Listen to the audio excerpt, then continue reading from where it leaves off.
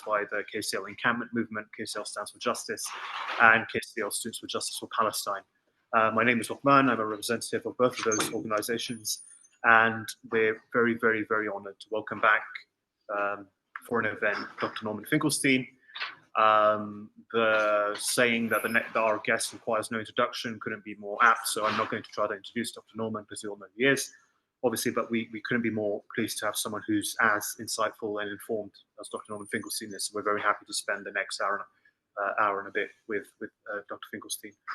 So this is not our first event with Norman. He joined us on the third day of our encampment. That was May 15th. With his friend and protege. Wait, one second. You go ahead. So Norman joined us with his friend and protege, Jamie Stern-Weiner. It was on the third day of the encampment, and his words and advice were, for those who were at the encampment, a kind of recurring motif throughout those 68 days, and a real source of inspiration and wisdom of how we ought to go about achieving our demands. And in the meetings that we typically have around midnight, his words were often repeated there. Jamie Stern-Weiner, of course, he came to the encampment from Oxford a couple of weeks later and gave like a really authoritative teaching about the many issues with the IHRA definition of anti-Semitism. And then he subsequently beat me in 3 games of table tennis and left a happy man. But 5 months on, we're very happy to welcome back Norman Finkelstein on a very timely and poignant occasion of the 1-year anniversary since the genocide began. So we're really looking forward to hearing his thoughts today. So how the event is structured, I have 4 broad topic areas that I'll ask, and then we've got some pre-submitted questions by the audience. We'll post some of those, and then any live questions, raise your hand and we'll be able to take those towards the end as well. Norman, beginning the conversation, I want to, within the objective horror that's happening, we kind of sometimes lose track of the subjective. So I want to begin on that subjective and a personal note. You've invested so much into this conflict since 1982, all the way until 2018, where you published your book, Gaza, after which you've said that you've effectively gave up on Gaza, turning your intellectual ammunition towards other ventures, such as attacking woke liberalism in your last book. Since October 7th, 2023, you've been relentlessly involved in writing, speaking, and debating. I just wanted to ask, how has this last year been for you on like an emotional and psychological level? Look, it's been a tough year for me, but it doesn't begin to compare to the horrors in Gaza, so there's no point in dwelling on my personal situation. I think it's been hard for everybody. I think there have been large numbers of people who have invested themselves the last year. And it's just been for everybody a real ordeal, not least because things. Let me just disconnect the phone. Not least because things seem only to be getting worse, not better. So there's a feeling that the investment of one's time and energy isn't producing anything. And so beyond all else, there's the frustration of not being able to have a positive impact. I don't entirely agree with that assessment, because you would have to also include how would things look if there hadn't been any protests. And there's good reason to suppose that as awful as they look, and as much as things have deteriorated, not improved, since October 7th, I think there's rational reason to suppose it would have been much worse without the protests. But that's very little solace. Yeah. So perhaps then we can move from the subjective to the objective aspects of it. So your last book on the topic was, I think, prophetically titled Gaza, an Inquest into its Martyrdom. And I felt that the title seemed far more apt for, say, a book yet to be published in 2028, looking back perhaps at the current genocide that is happening. And as just a reminder that that book came out in 2018, and as that title suggests that the situation was bleak enough for you to characterize it as a martyrdom. So with the decade-long blockade up to that point, the constant de-development, Gaza was already predicted to be unlivable by 2020, and then obviously operations Cast Lead and Protective Edge, which you documented. All that collectively merited the eulogy that you put together in that book. But even then, something like Cast Lead and Protective Edge, which combined killed 4,000 Palestinians, really pales in comparison to the last year. All this horror that we've seen over the last year is post, quote unquote, as you put it, martyrdom. So now with potentially 200,000 people dead, a genocide, scholasticide, ecocide, 52 million tons of rubble, return of diseases like polio, famine. If you characterized it as a martyrdom in 2018, what would you characterize the current situation as? And as an addendum, what would you hold for the future of Gaza? The martyrdom I was referring to was the periodic death and destruction, and the fact that it seemed as if the people of Gaza would be born into languish in and then die in effectively a concentration camp, and that would be their fate. So that was the fate I had in mind when I wrote that book. But now, after October 7th, Israel revised upwards, you might say, its goal. It wasn't just to confine the people of Gaza in the concentration camp, but to, for once and for all, resolve the Gaza question. And the resolution of Gaza was a genocide, a particular form of genocide, because it's very difficult in the modern world to outright exterminate a population with cameras pointed in that direction. So the mode of the final solution for Israel, the final solution of the Gaza question, has been to make Gaza unlivable. And it has succeeded in that goal. Gaza is about more than half of it doesn't exist anymore. It's as if you walk down a city block and every other house is gone, or you walk down the city block and either to the left or the right of you, every house is gone on one side of the street. There are no universities left in Gaza. There are only 4 hospitals out of 36, which you can call operative at this point. The basic infrastructure of Gaza, its agricultural fields, its factories, they're all gone. There are estimated 42 million tons of rubble. It will take 10 to 15 years to remove the rubble, because the rubble is mixed in with unexploded ordnance, chemicals, toxic chemicals. And even if they got rid of the rubble, which will take 10 to 15 years, Israel, it's very predictable, won't allow in cement. And if it doesn't allow in cement, they'll use the pretext Hamas is going to use it to build tunnels. If they've already used that pretext in the past. They don't let in cement, and there's no rebuilding that can go on, even if they manage to remove the rubble in less than 10 to 15 years. So Gaza is gone. There is no Gaza anymore, in my opinion. As to the population, well, in the modern world, population migrations occur with regularity and in very large numbers. There are 2.5 million Syrians living in Turkey now. There are about 1.5 million Syrians living in Lebanon. So the total population of Gaza is 2.3 million. About 200,000 have already left Gaza in the past year, which is a small number compared to the 2.3 million. But my guess is, by hook or by crook, most Gazans will leave. There won't be any northern Gaza anymore. That's gone. Israel has turned northern Gaza into a killing cage. Anybody who's there, you're marked for death. So I think it's about 300,000 Gazans, 300,000 to 400,000 remain in the northern half of Israel.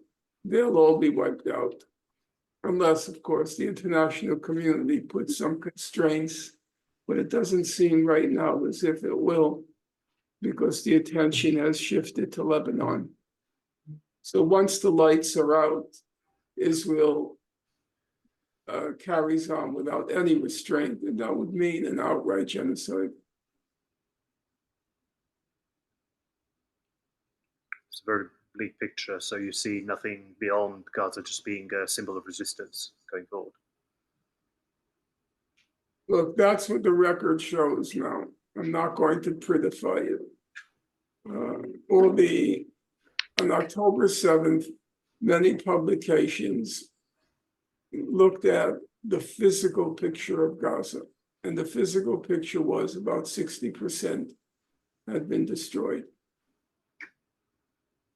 I can't change those numbers.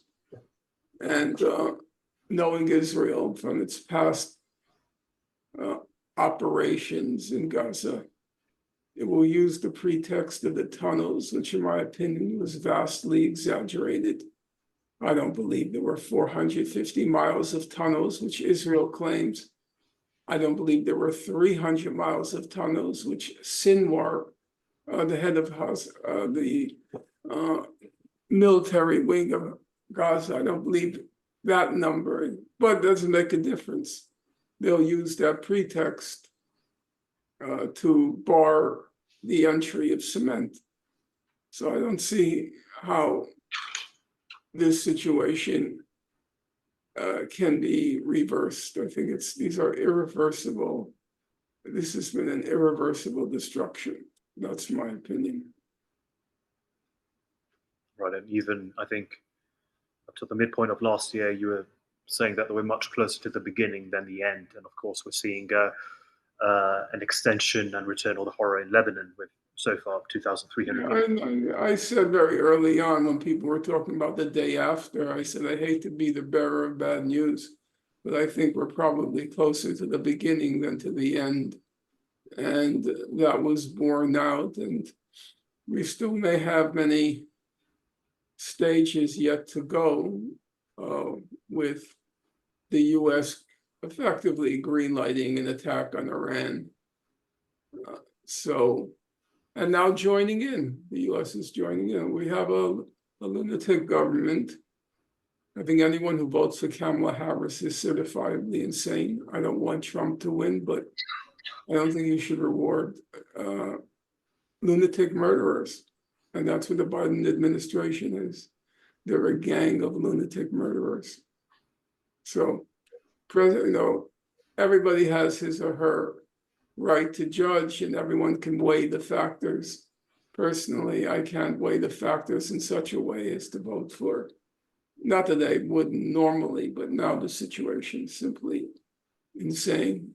We're involved now, and the U.S. is now involved in 2 wars, which can easily terminate the planet.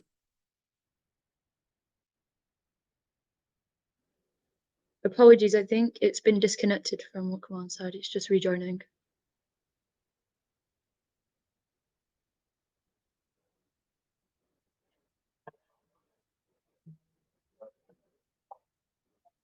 Want to use this?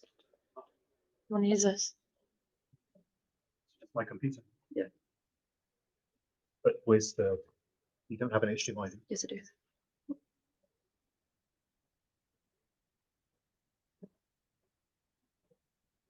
Is it camera? Yeah.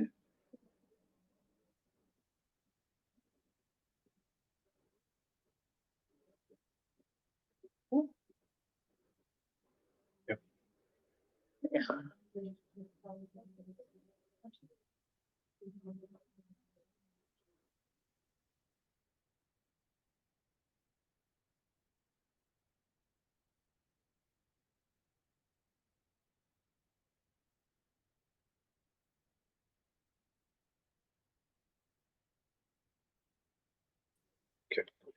Norman, can you hear me?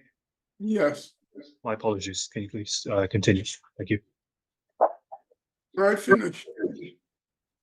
There was just the left.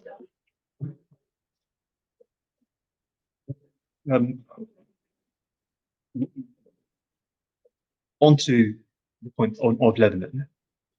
Also, a point of analysis that you raised early on was your thought that if Israel went all-out war with Lebanon, that might be an overreach. It might be, biting off more than they can chew.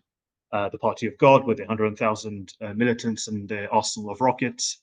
Did it surprise you at all how quickly the top brass of Hezbollah crumbled? And given the elimination of Hassan Nasrallah, what do you think that changes in the landscape of the axis of resistance?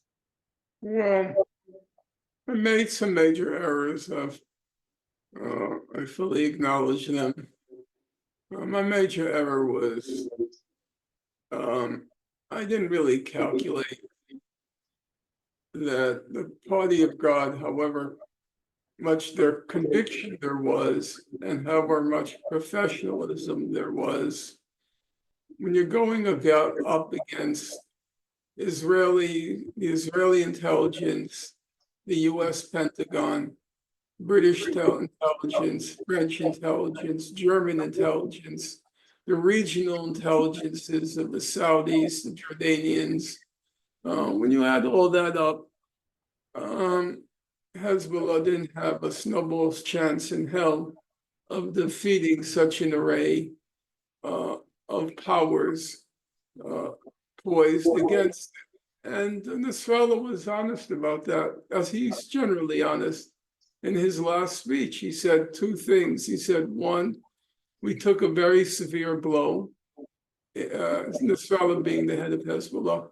We took a very severe blow with the pager walkie-talkie penetration of our intelligence. And secondly, he said, very frankly, you have to remember they have the technological edge. And if you have the technological edge in a technological era of fighting, that means you can penetrate very crucial aspects of your adversary's preparation.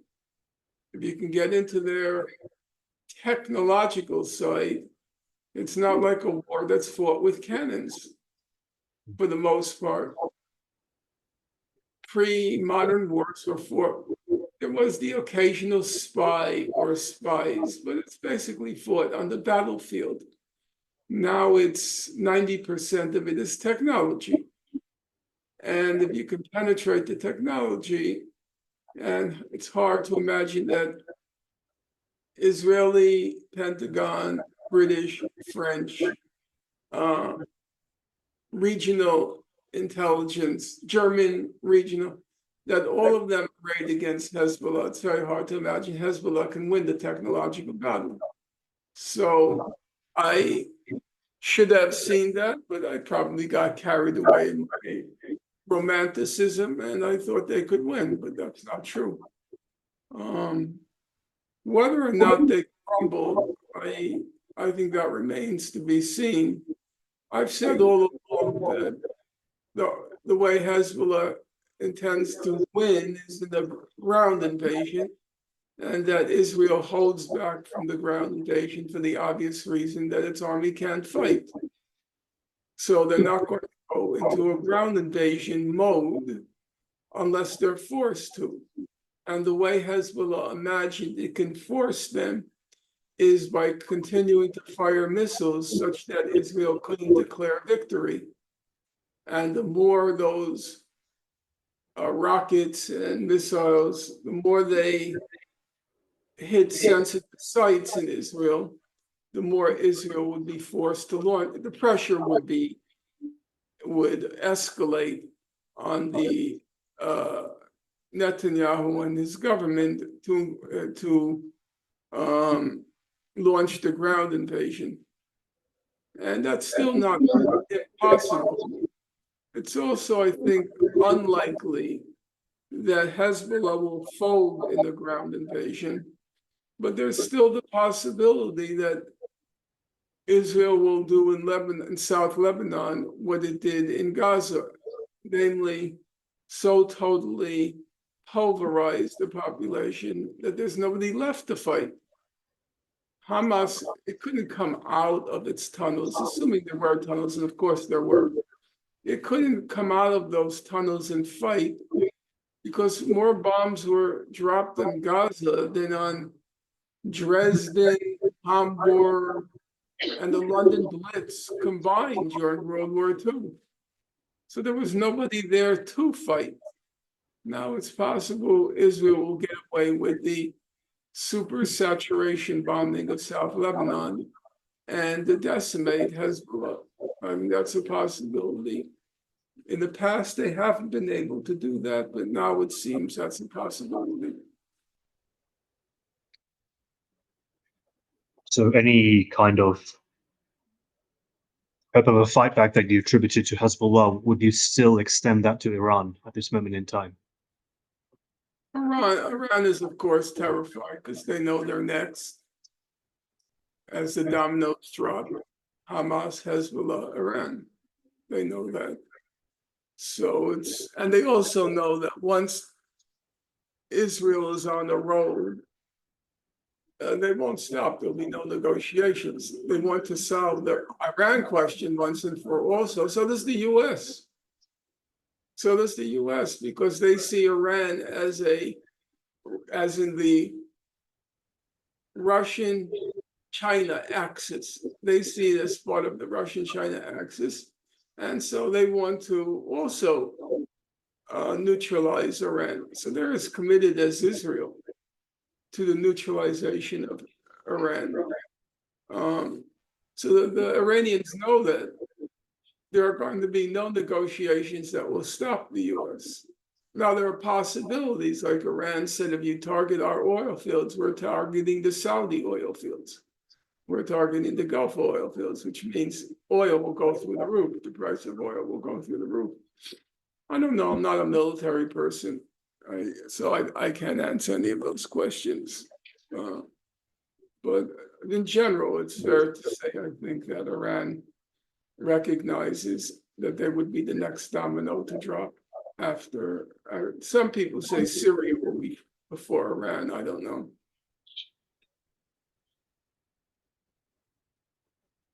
Right. So hopes attributed to a fight back mostly appear to be symbolic, but nevertheless, they do give some glimmer of hope.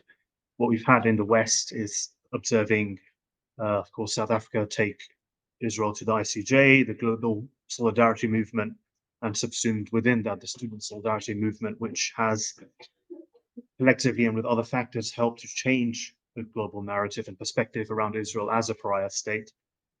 Just a question that in line with the change in that accepted narrative, what should the scope of meaningful activism be within that?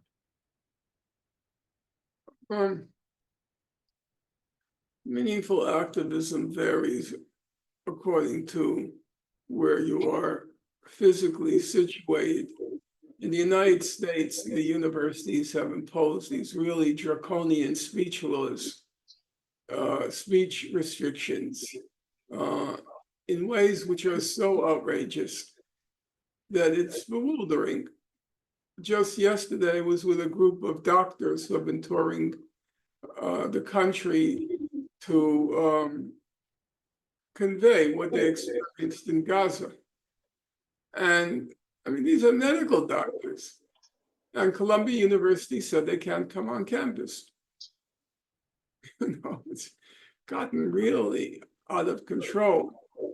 So here in the US, the struggle for Gaza has to be, in my opinion, combined with the struggle for free speech, as in free Gaza, free speech. But I don't know the situation in the UK.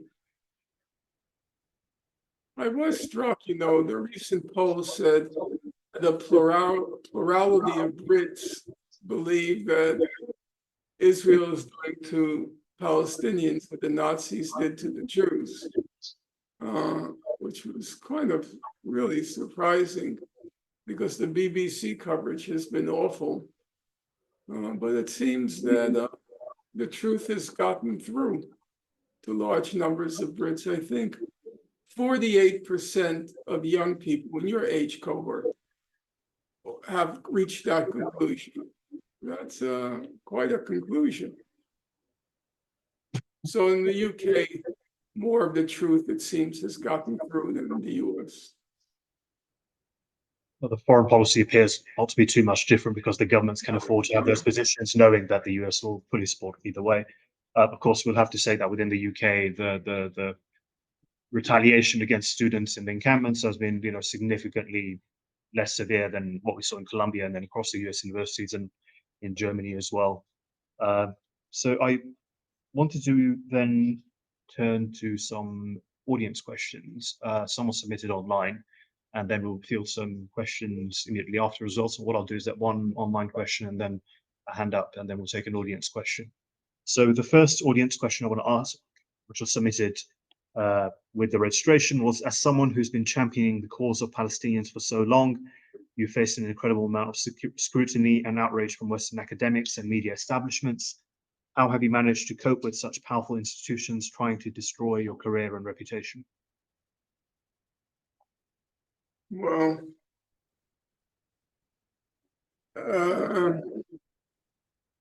many people who have tried to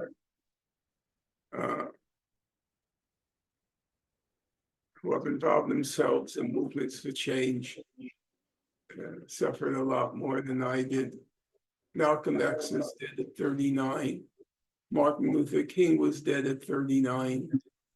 I lived already to age 70. So I think I'm doing quite well. Rosa Luxemburg was dead at, I think, 45.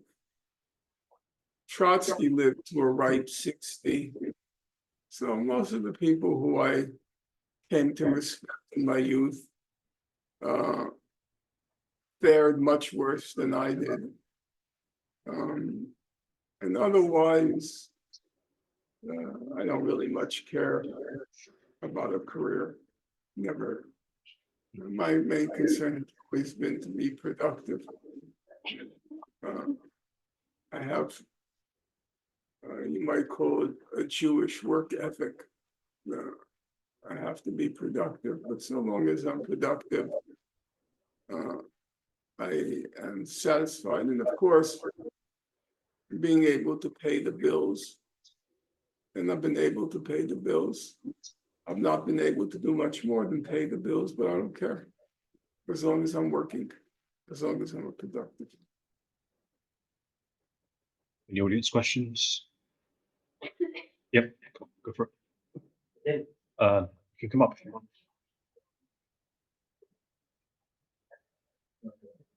Come on. Hello. Yeah. Okay, I'm very short. My question to you would be, what would your message be to the students who feel very unmotivated or feel fear about what will be done to them by their institutions? What would your message be to a student who maybe is scared of engaging in the Palestinian movement and working for the cause and trying to benefit the cause because either they're afraid of what would happen to them, or they think that they can't have an impact simply just doing the activism on campus? Thank you. Thank you.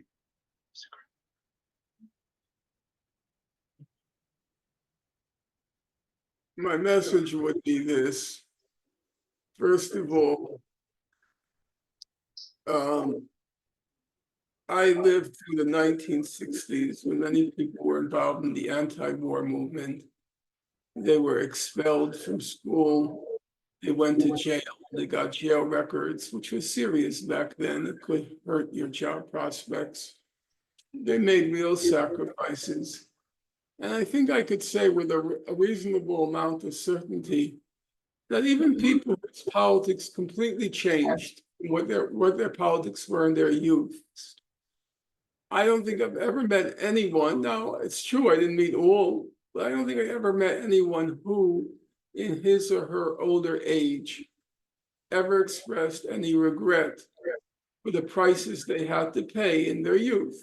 Quite the contrary, they all felt proud of the sacrifices they made and proud to have been part of a movement trying to end a murderous war in Vietnam, or trying to eliminate the system of racial discrimination in the United States.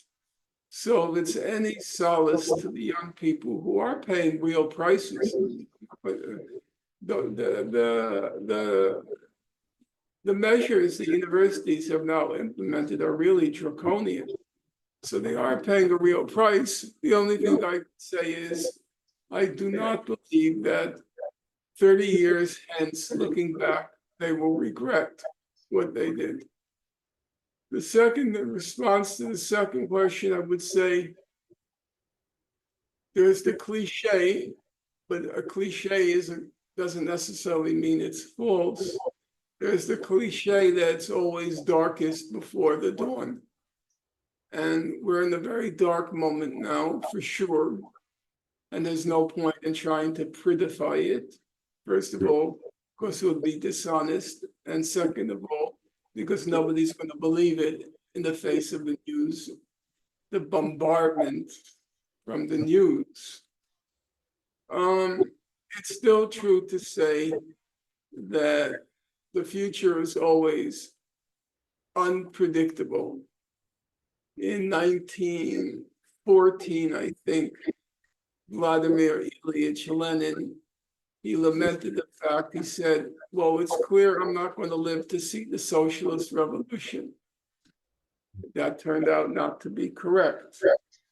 During the America in 1860, the most famous Black abolitionist, Frederick Douglass, he wrote a famous essay in which he said, the future is gloomy. Our efforts to try to persuade people slavery was wrong. Our efforts did not succeed. There is hopelessness because we did our best, we tried our best to produce nothing. Well, lo and behold, 1 year after he wrote that, there was the Civil War. And within a few more years, slavery was legally abolished in our country. In the 1980s, the South African government imposed emergency rule in South Africa.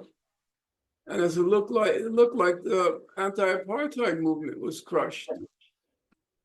And lo and behold, not many years after the emergency rule was imposed, Nelson Mandela was freed from prison, and then in another blink of an eye, he was elected president of South Africa, and apartheid was legally dismantled.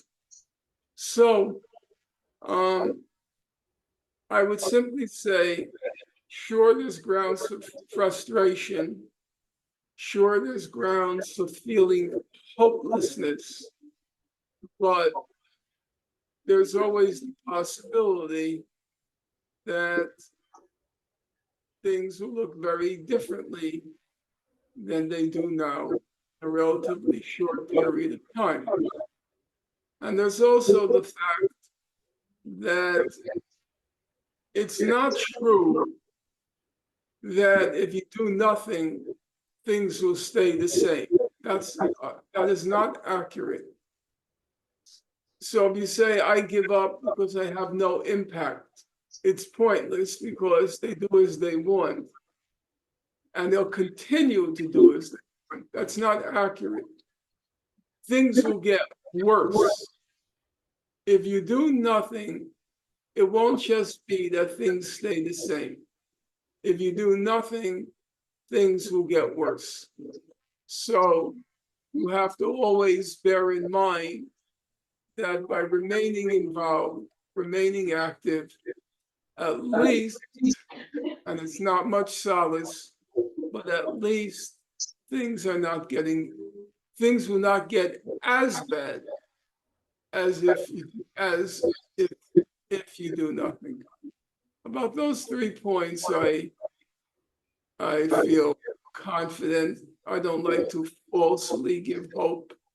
I think that's condescending, as in, I am able to understand the reality, but others are not. No, if I'm able to, everybody else can. So I don't give false hope. I believe, as the great African revolutionary Amilcar Cabral, he was from a tiny country called Guinea-Bissau, as he famously said, tell no lies, claim no easy victories. Tell no lies, claim no easy victories. Don't lie and don't pretend things are rosy when they're not. That's why I admired Stalin in his last speech. He said we suffered a major setback. He didn't lie about that. He said they have the technological edge. He didn't lie about that, and that's a good leader. That's a solid leader. And so I'm not going to lie. I think the three statements I made, people who've made the sacrifices, however much their politics changed, they don't regret the sacrifices they made in their youth. And sometimes the sacrifices were steep. Large numbers of people were expelled from college during the Vietnam War. Secondly, you can't predict tomorrow. If Lenin couldn't, if Frederick Douglass couldn't, the anti-apartheid movement couldn't, then it can't be done. And thirdly, we can say with certainty, if there's no resistance, it's not just that things will stay the awful same. The things will get worse than the awful same. I think there was another question asking how you deal with helplessness in this entire situation, but I think that answer covers that as well. So I'll turn.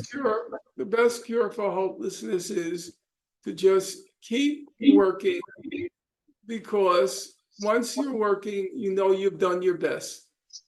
And if you've done your best, then you know that you can't do more. You cannot do more.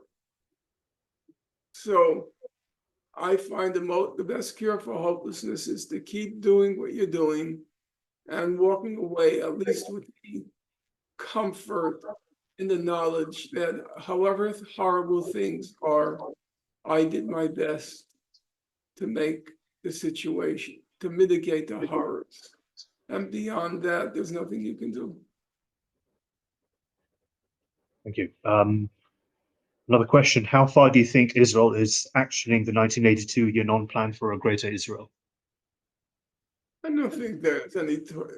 A lot of these things I just think are science fiction. Israel's goals are clear. I mean, there's never been any doubt about Israel's goals. Israel wants to dominate the region. It wants to get rid of the Palestinians from the areas that it controls. And dominating the region means, at this particular point in time, neutralizing Hezbollah and stopping Iran. So I don't think we have to resort to grandiose language. Israel's goals are perfectly clear. There's no mystery about their goals. They've made clear they want to destroy Gaza. I mean, you could probably fill a small book at this point with all the statements that have emanated from Israel at every level of society, saying they want to annihilate Gaza. That's not a mystery. That's right there. It's in your face. And Israel now sees the opportunity to also eliminate Hezbollah and Iran. Thank you. Do we have any audience questions? Can you come up?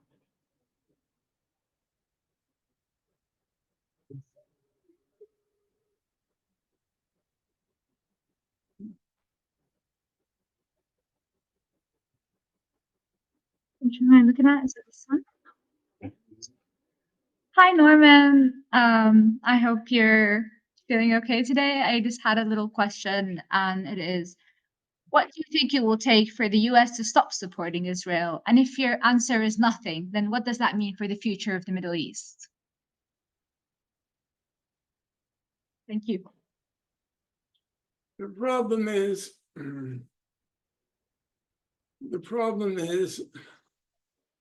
the question is conceived, in my opinion, wrongly. The U.S. is not assisting Israel. The U.S. is assisting itself.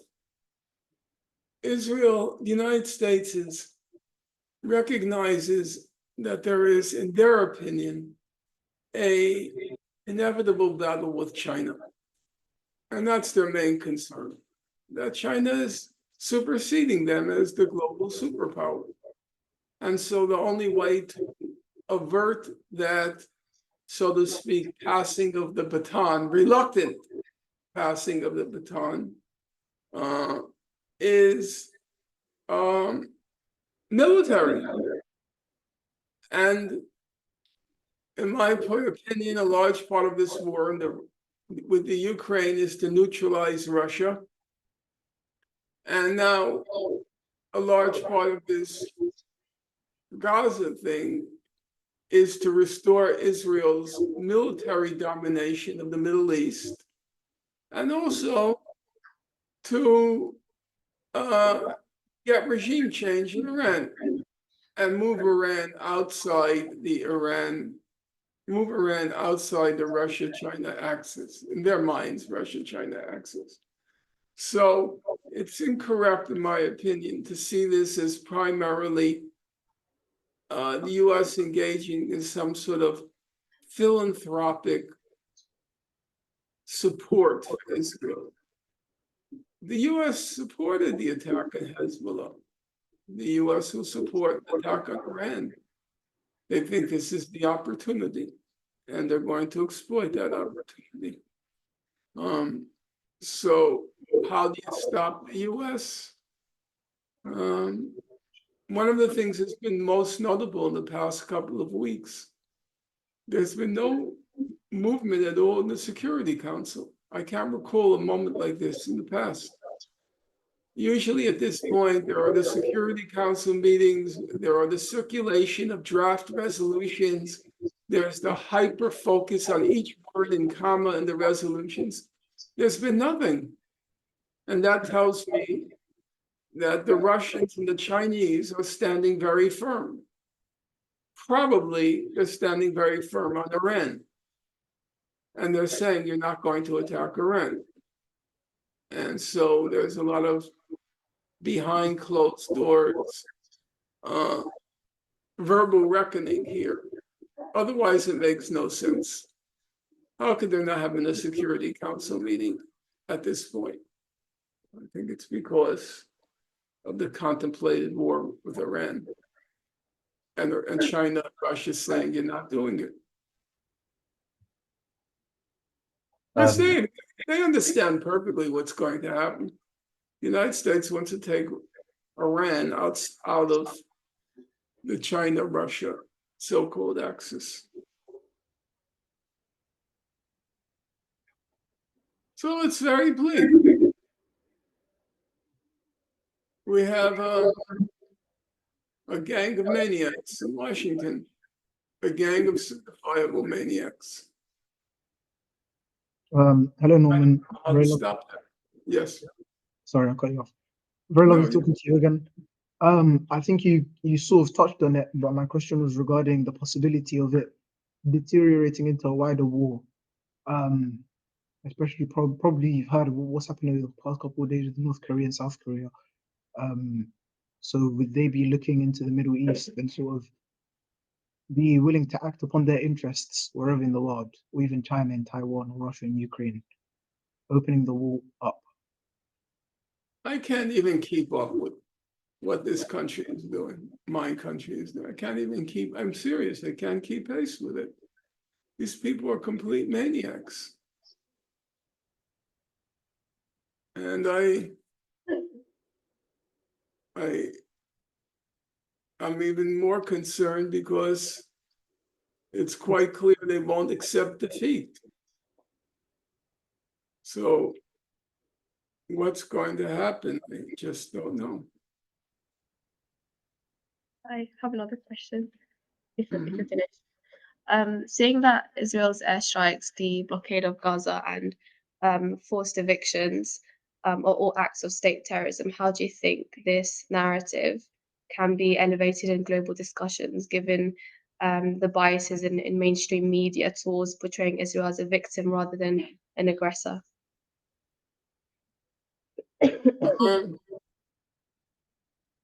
Confucius, who you of course know, just give me 1/2 second.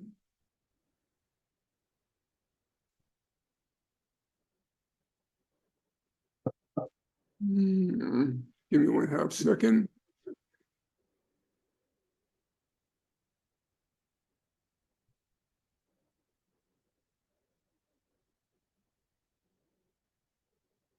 So to quote Confucius, if names be not correct, language is not in accordance with the truth of things.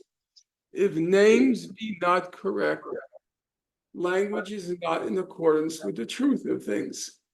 So I believe the most important message to get across right now is that what's happening in Gaza is not a war, it's a genocide. And we should insist on naming what's happening there correctly.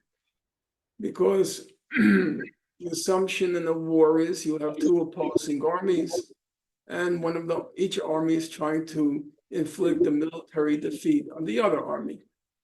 But that's not what's going on in Gaza. In Gaza, there is a state which is trying to physically destroy the civilian population. And it was very interesting. If you look at the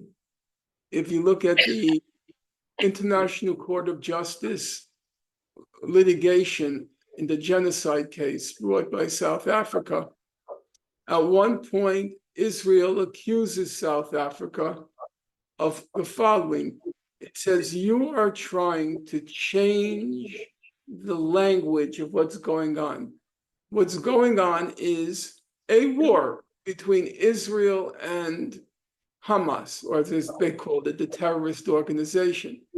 And you're trying to import the language of genocide to say what's actually happening in Gaza is not a war between the IDF and Hamas terrorist organization, but a genocide. And I thought to myself, actually, that's exactly right. What is the correct name for what's happening? It's not a war. In the last year, by Israel's last count, 350 Israeli soldiers were killed. That's less than one a day. That's not a war. The deaths are occurring not on a battlefield. The deaths are occurring in the course of a genocide. And so I think the important thing is to follow Confucius's wisdom. And if I can just repeat it one more time, if names be not correct, language is not in accordance with the truth of things. Namely, so therefore, to insist on properly describing what's happening, which is what the South Africans attempted to do. The South African, you can look at their application. My memory is they never even mentioned Hamas because they recognized that the quote unquote war with Hamas was a sideshow, was secondary or even tertiary. The real heart of the matter was not Hamas. The heart of the matter was Israel wanted to physically destroy the population of Gaza and to once and for all solve the Gaza problem. May I speak to the moderator, Mr. Lebanon? Hello, Norman. Yep. I'm kind of tired, which is why I was not prompt today. I thought today was Sunday. My mind is just very foggy right now. So I think we had a satisfactory session, and if it's okay with you, we'll